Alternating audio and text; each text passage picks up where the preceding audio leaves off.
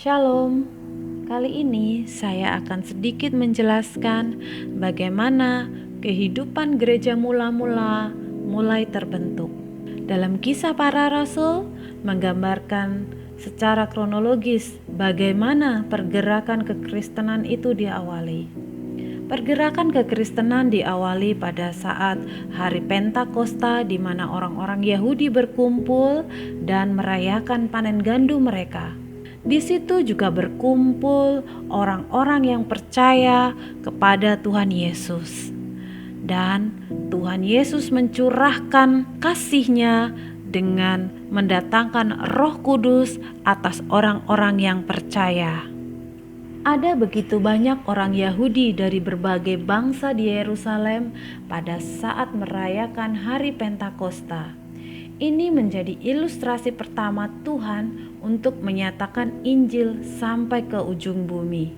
Dengan adanya pencurahan Roh Kudus, maka orang-orang percaya dikuatkan, dimampukan untuk melakukan tugas khusus, yaitu memproklamasikan Injil ke banyak orang. Dalam Kisah Para Rasul 2 ayat 46 dan 47 berkata, dengan bertekun dan dengan sehati mereka berkumpul tiap-tiap hari dalam bait Allah.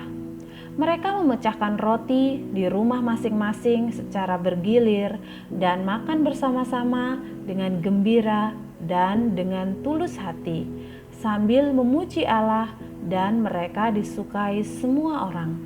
Ini adalah gambaran bagaimana kehidupan gereja mula-mula. Dan ini menjadi informasi penting tentang bagaimana gereja mula-mula atau bagaimana kehidupan gereja mula-mula tersebut. Dalam Kisah Para Rasul 1 ayat 8 berkata, "Kamu akan menjadi saksiku di Yerusalem." Nah, setelah peristiwa pencurahan Roh Kudus pada hari Pentakosta, maka orang-orang Kristen awal di Yerusalem adalah sebuah komunitas percontohan yang ideal. Mereka benar-benar menjadi saksi atau contoh yang terbaik yang bisa kita pelajari. Apa yang dapat kita pelajari dari mereka? Kita dapat mempelajari bagaimana mereka membentuk sebuah komunitas yang kuat dalam persekutuan atau persatuan. Kita perhatikan kata-kata dalam Kisah Para Rasul 2. Mereka bertekun dalam persekutuan. Mereka selalu berkumpul.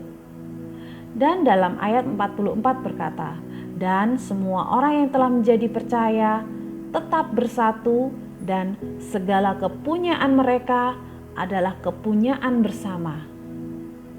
Dan dalam ayat 46 berkata, "Dengan bertekun dan dengan sehati mereka berkumpul tiap hari."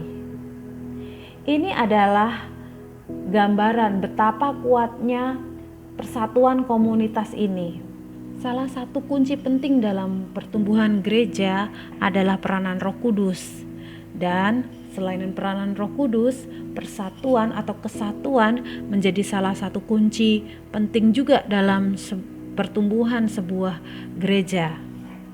Tanpa adanya persatuan dalam sebuah gereja, maka segala fasilitas-fasilitas yang ada, baik itu gedung gereja atau ketersediaan uang, itu tidak akan mampu menopang perkembangan dan pertumbuhan sebuah gereja. Maka persatuan adalah kunci kekuatan bagaimana perkembangan gereja itu akan bertumbuh. Dalam kehidupan gereja mula-mula, selain mereka hidup dalam kesatuan, dalam persatuan, mereka juga memiliki gaya hidup yang suka berdoa, yang suka mendengarkan firman Tuhan.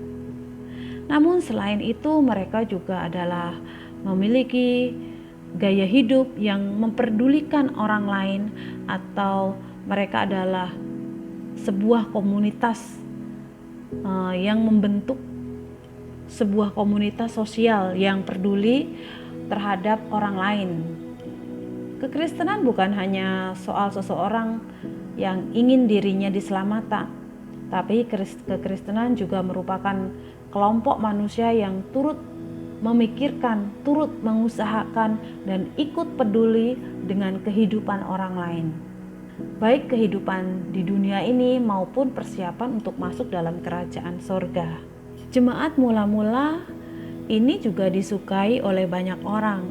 Ini menandakan bahwa keberadaan komunitas ini atau gereja mula-mula ini mendapatkan respon positif dari penduduk Yerusalem lainnya yang mayoritas menganut agama Yahudi.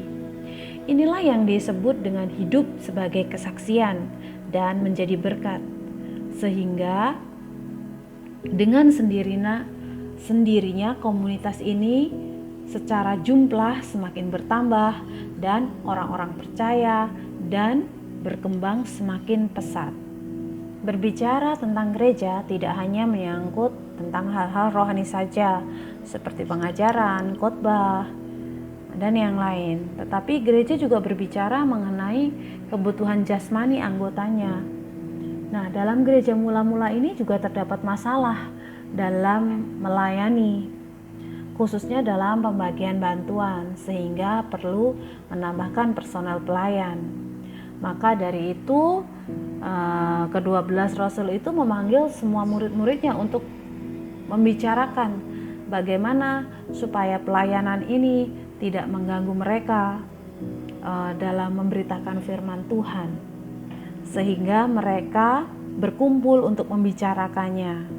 Lalu setelah ke-12 Rasul itu berkumpul dengan murid-muridnya, maka terpilihlah 7 diakon atau pelayan. Nah, dalam 1 Timotius 3 ayat 1-13 kita dapat belajar bagaimana syarat-syarat menjadi diakon yang baik dan yang penuh roh dan hikmat.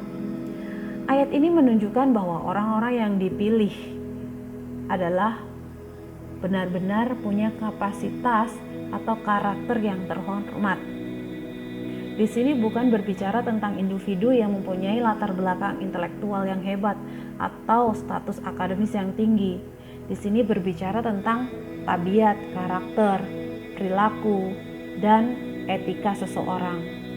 Dalam pelajaran ini kita dapat belajar bahwa sesungguhnya kekuatan dari kekristenan itu bukan pada individu-individu yang hebat, tetapi pada kekuatan roh Allah dan pekerjaan Allah dan campur tangan Allah secara langsung dan nyata, baik kepada individu maupun kepada organisasi, yakni lembaga gereja Allah.